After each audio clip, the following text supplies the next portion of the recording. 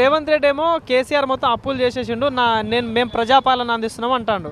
So మరి కేసీఆర్ పాలన మంచిగా ఉందా, రేవంత్ రెడ్డి పాలన మంచిగా? కేసీఆర్ పాలన మంచిగా ఉన్నది, అంతా ఇచ్చిండు ఆయన, అన్ని మంచిగా చేసిండు. అంతే, మొత్తం అప్పులు చేసినట్టుగా కేసీఆర్ ఏడ అప్పులు చేసిండు. వీళ్ళు చెప్తున్నారు అప్పులు చేసారని, ఆయన చెప్పలే కదా. అంతా మంచి చేసిండు, టైంకు పైసలు అందించిండు ఆయన రైతు. కేసీఆర్ రేవంత్ రెడ్డి ఉన్నప్పుడు అందట్లేదు. సన్న బియ్యం ఇస్తున్నాడు, సన్న బియ్యం ఇప్పుడు ఇస్తున్నాడు, వస్తున్నాయి. ఈ రేషన్ కార్డులు వస్తున్నాయా? రేషన్ కార్డులు రాలేదు, మాకు కూడా రాలేదు, పిల్లలకు రాలేదు. పిల్లగాడు ఇప్పటిదాకా మొత్తం చేసేసిండు, రేషన్ కార్డులకి వెళ్ళి తీసేసిండు, ఇప్పటిదాకా రాలేదు రేషన్ కార్డు.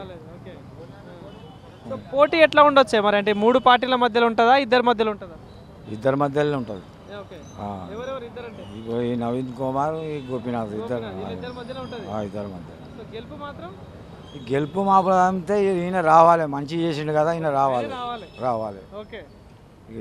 ఎట్లా అయితే తెలియదు కానీ గోపీనాథ్ అయితే గెలుస్తారు పక్క.